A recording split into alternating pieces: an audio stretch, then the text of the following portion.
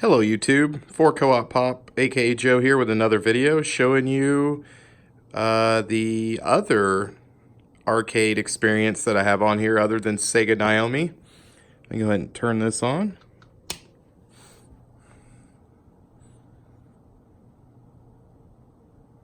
We have Pandora 6 running on the Arcade1UP. Pretty cool. So, in an earlier video, when I was describing the Sega Naomi system, I mentioned that I had a Pandora 6 in there, and that was to, that was just in case I wanted to game off some of the older arcade. Granted, Marvel vs. Capcom 2 is older, but this is like if I want original King of Fighters or Street Fighter. So this one I believe carries about 1,300 games. I had a few more. And I'm also going to talk about the Sega Naomi a little bit as well. And answer a question, actually a couple of questions from some of the comments I've received on earlier videos. So I'll go to... well, first we gotta put a coin in. And then select the game. I figured one time I will play a game that is what the marquee and the side art actually says. And I did add some things to this build. I don't know if you can see closely, but I've added a scan line. I've added scan lines to this to be a little more authentic with the 4x3 design, which is really cool. I've got no sound turned on as of right now, but I can turn sound on. Gonna crank that up a little bit. Yep, same as always, but let me turn it back off here. So I wanted to talk about this as well as Sega Naomi, and hopefully this kind of answers some questions you guys might have. So maybe in a later video I'll talk about the configuration aspect of Sega Naomi, but I do have two Sega Naomi systems, and I'll show off one that I don't have connected and kind of give you as to what you need in order to turn on and get the Marvel vs. Capcom 2. So if I come right over here, in this I have the Sega Naomi box, and I have one brand new, which is what I have in the Arcade1UP, and I managed to get this one. Now, full disclaimer, like I said previously, this isn't here to replace the Raspberry Pi, which I do have here. It is great to use that. I mean, it's $35 if you want to use that to place that in your $300 Arcade1UP system. But for me, with a smaller apartment, like I said before, this is perfect to run this sort of setup, a real authentic arcade board inside of this unit. So, talk about what you need here. So, this is a Sega Naomi PCB board right here. It's the main unit. And they made these back in 1998. Really cool. Just screams Dreamcast. Dreamcast is basically the console version of this that Sega made. So if you look at the spot here, this is where the cartridges would go. And I'll show those off.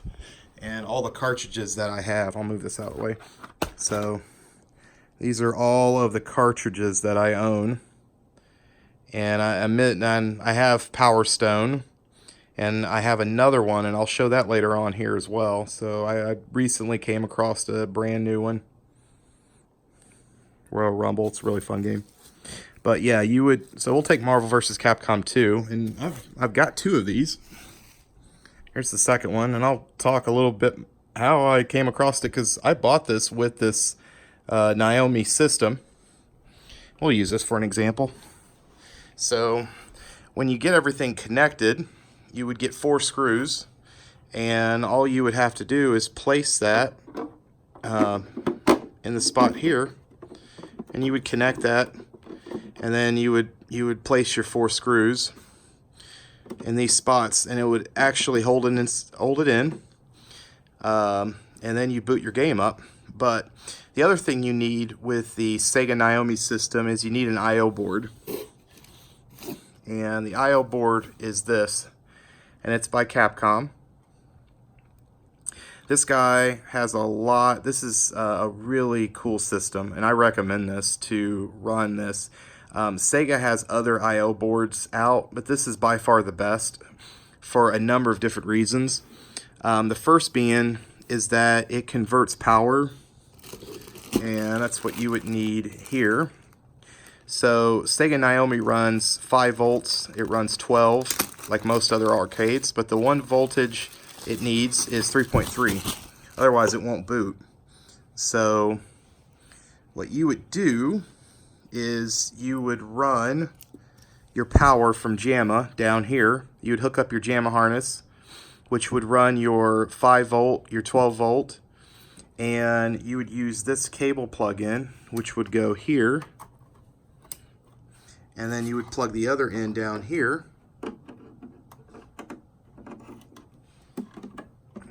and that would supply you your 3.3, because the Capcom I/O board would supply the power needed to run the Sega Naomi. And then you would use this USB cable up here, and this part would go at the top right here. So just like so. If you look down here, there's a VGA cable spot, and all you have to do is run this into a monitor, and that would give you your video output. The one that's up here on the Capcom I/O board, this is here to convert from JAMA if you're going into a CRT television. So you would run from VGA to the top here, and then it would invert into JAMA. So then you could hook this to a JAMA CRT in a real arcade, or if you're wanting to go into just a CRT in general, it would go into here and you could run that. Also, this is also an amplifier. It's like an all-in-one system. This is volume, and you would run you would do your volume stereo left and right through this. Capcom also makes a Capcom kick harness, and I didn't get that with this setup. This my second Naomi. I got it with my first, and the kick harness would go in here. So what you would need the kick harness for is for the extra 3-button set for Marvel vs. Capcom 2, which would do the bottom 3 kicks plus the bottom 2 kicks plus the assist. Or if you're playing Power Stone 2, it would supply the other 2 controller ports, which is player 3 and player 4. You would need the Capcom kick harness down here. But once you supply power through JAMA here, I talked about in an earlier video, I'll show it off again, which was the Jason's Customs cable that would run from the ATX power supply into JAMA, which would then supply power to here, and it would make its way here, and it would power it on, which is really cool. So that's this system here, and I have a lot of systems with arcades. I got this recently, which is a Pandora 7. this unit here. A little different from the Pandora 6, and I'll show that off in a later video. And I got one of these. This uses a different type of JAMA harness, which is an IDE JAMA harness. I don't even know if you can call that JAMA. Online, I usually hear it's a Pandora cable or an IDE. It's similar to the one that Arcade1UP uses. And this little guy is not the official Pandora. It's a knockoff, but it's capable of playing Dreamcast games. And I highly recommend this if you don't want to spend the money to get a Naomi system, which I totally understand. But it's very powerful, and it has over 2,000 games on it, which, and it's more powerful. It will run like Mortal Kombat 2, Mortal Kombat 3, and Ultimate Mortal Kombat, which the Raspberry Pi struggles to run. And I'm sure someone out there will tell me otherwise, but I've ran Raspberry Pi, this guy here, and I have struggled to run Mortal Kombat 2 and Mortal Kombat 3 on that build. Mortal Kombat runs fairly decent, but I still like the Pi. Just their emulation is not perfect on it. I'm going for more authentic. Granted, I'm buying things like this, which one factor that kind of took me away from Raspberry Pi was I wanted the ability to shut the arcade system on and off. And this is a computer, and as a computer it needs you to power this down. So, and I know people out there use the on and off switch to shut the Raspberry Pi on and off, but in my opinion that's closer to corruption on your files, because this is running off an SD card. Now, I know a lot of people out there will probably tell me otherwise, which is fine. To me, it's an alternative, and it's also $35. You could just simply replace it if it went bad.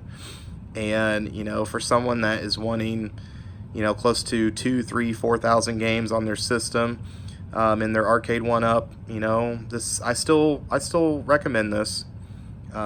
For me, I go more towards Pandora or the Sega Naomi to kind of create that all-in-one experience. So I can turn it on, it boots it right up, and it's even a kid can turn my system on and get it going. So, and yeah, there's the RCA plug-in jacks. Didn't explain that. Would go in here into Naomi. So let me show you my system right here. Feel like we've been in here countless times, but this is the next game I will show off, which is Zombie Revenge. I recently got a hold of. And by the way, if you're recommending getting a Sega Naomi, here's the recommendation: do not buy brand new. For me, like I said earlier, I overspent on this system. I'm very happy with it, but I had a really good deal recently getting that second Naomi system. A Naomi system averages between $200 and $450 to $500, and I paid way over for this new one. But on the system I got, I paid $275 plus $25 shipping. And so the Naomi, the eBay seller, he sold it with Marvel vs. Capcom 2. And then I just turned around and sold the Marvel vs. Capcom 2 board, because I already have one, for $200. And so, I mean, I paid $75 to get the I/O board and the PCB. And that's what I needed. So if I'm possibly wanting an extra, if not, I'm going to put another one of these in a system. But for this, this thing averages between $100 to $200 depending on the usage, and this guy goes for $200. So the fact I paid $75, I paid $275, but I sold the arcade ROM that came with it for $200.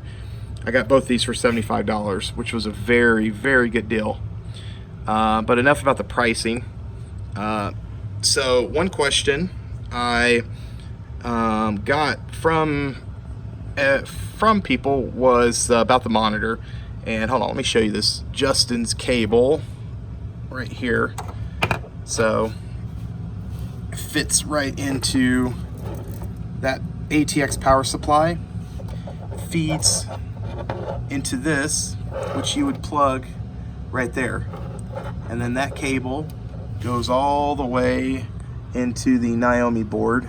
You can't see it because big fat JAMA harness is in the way. If you look down here, this is my kick harness. Let me move that out of the way. This is the kick harness. Currently I don't have it hooked up because I have the Pandora 6 plugged in. But now I'm closer to the monitor. Let me show you. When people ask me, how do you mount your monitor? It's actually this. This is how I mount my monitor. It's really simple.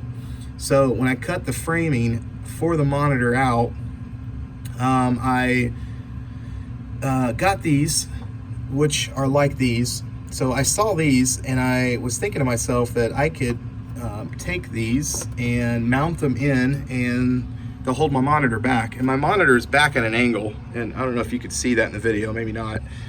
But you line that up, and these are about, if you go to Home Depot, about $2 or $3.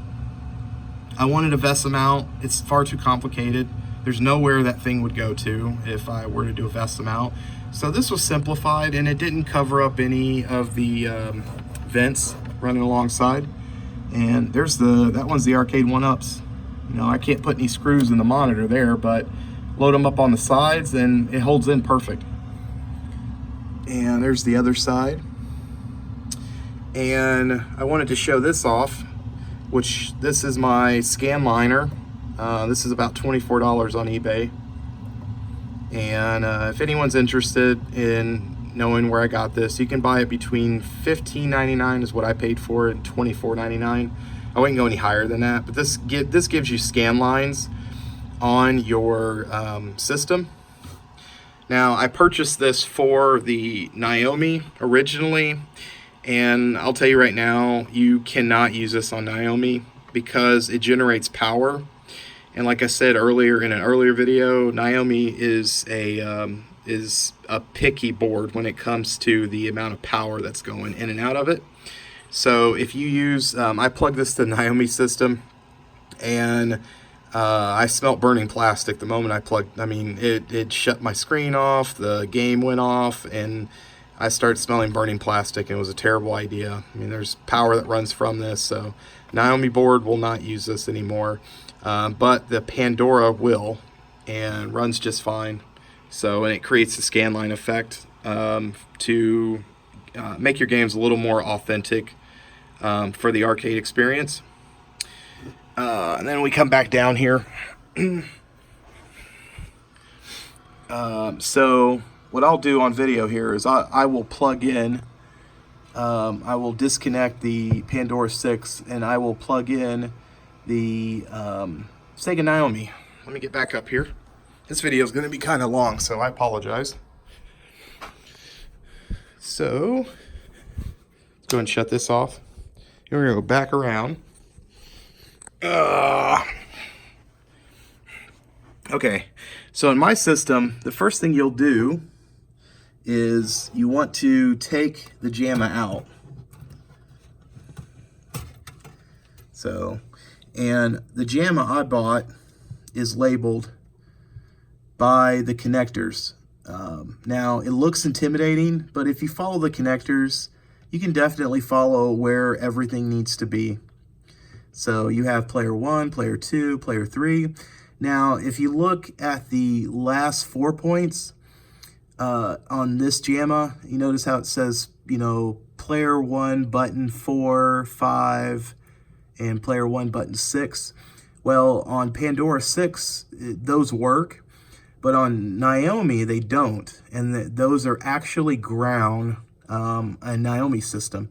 So let me take that away. And I don't know if you can see this. Let me go a little closer.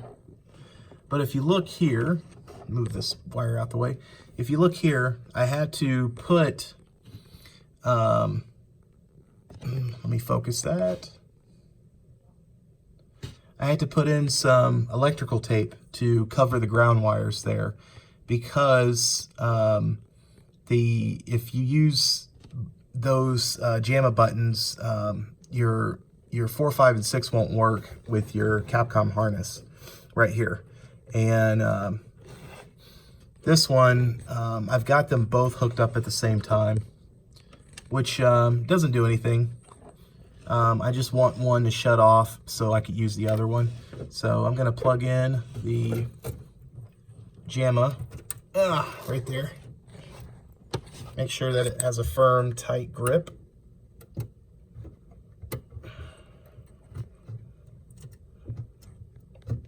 Hopefully you get it.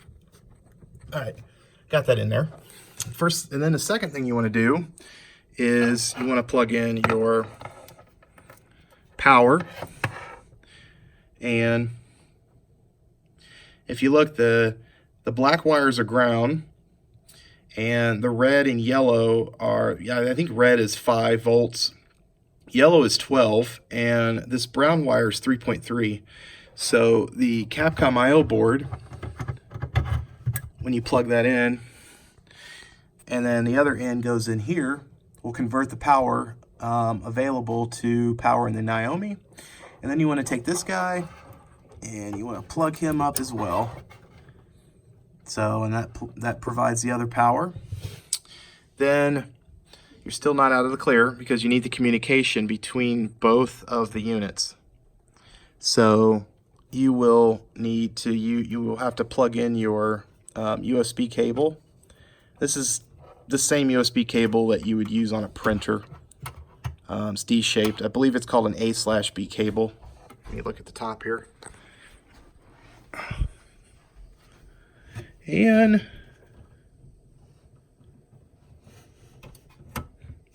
plug that up. Go below, and then the last thing you'll need to plug in is the other side. Right here. For some reason, when Sega designed this, they designed the USB cable to be sticking out like that. You have to watch this USB cable, because you can very easily break it. Sometimes when you look at a Naomi system, you have to make sure this USB cable works, because this is the only communication between a I/O board and the Naomi. Otherwise, it won't read anything. It'll tell you a JAMA I/O error, but you would plug that in. And I recommend, if you do any changes to the Naomi system, that you disconnect this first and foremost. You know, small tip, there are 2 USB ports here, and one of them's covered up. For reasons I have no idea, maybe someone in the comment section could let me know, but underneath this white part, there's another USB port. And if this one breaks, you can cut this out and plug in the second USB port, and it'll work. So if you come across one where the first one's broken, the second one will work if you modify and cut all this out. But you will plug this in. Then I need video, which is right here. I'm going to attempt to do this one-handed. So disconnect this, and let me see. Let me try to. Sorry.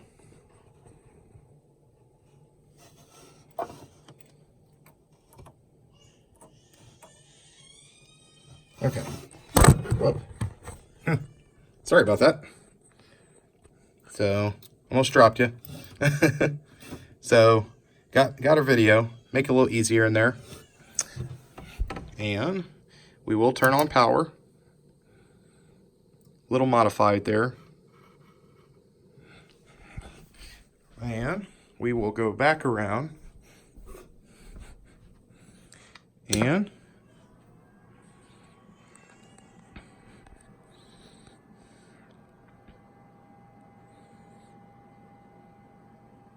yep. So if you have a miscommunication with the I/O board and the Sega Naomi system, you'll get an error message. If everything's connected, your game will load right up. And this will start your game. Let me plug in, let me get the sound going. And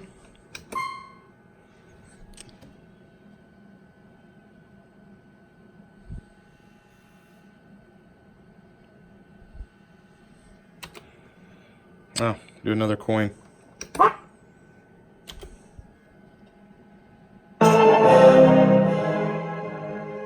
So, yep. Now let's get into settings. I'll show that off a bit. So, down here, I've got my, if I can, there we go. So, we'll load test mode. And this is where you would control all the aspects of the Sega Naomi. And right here, let me try to load this on its side here. Cool. So you would use the service switch would get you here. Sorry, is what I was referring to. Tests will choose the various options such as CRT.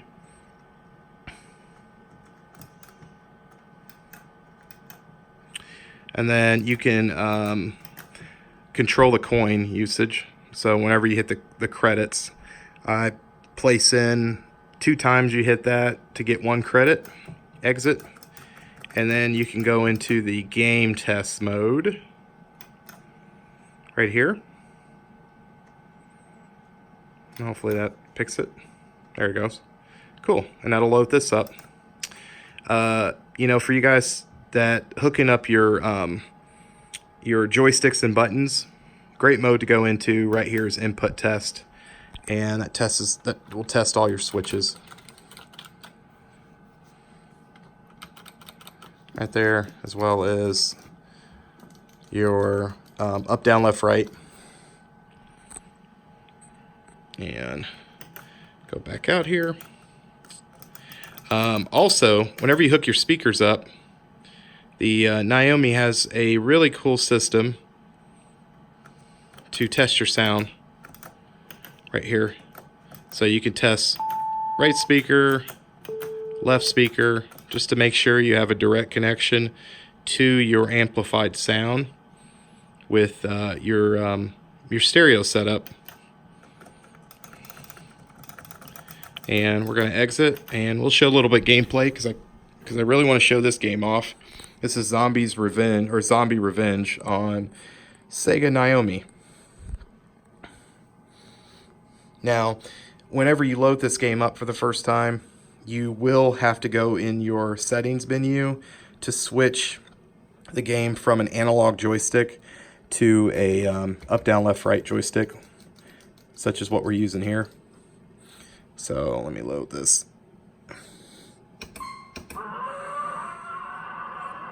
Cool.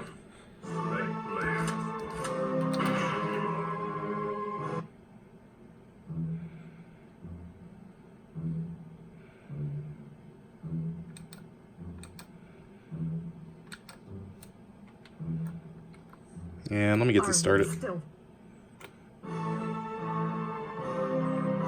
This is a really fun game, by the way. If you like games like Night Slashers and House of the Dead, it's kind of a not a full sequel, but kind of a side story to House of the Dead in that universe.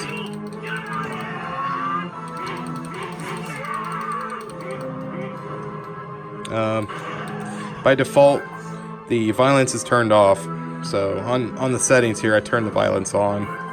So that includes the whenever you shoot the zombies, they'll explode or come apart.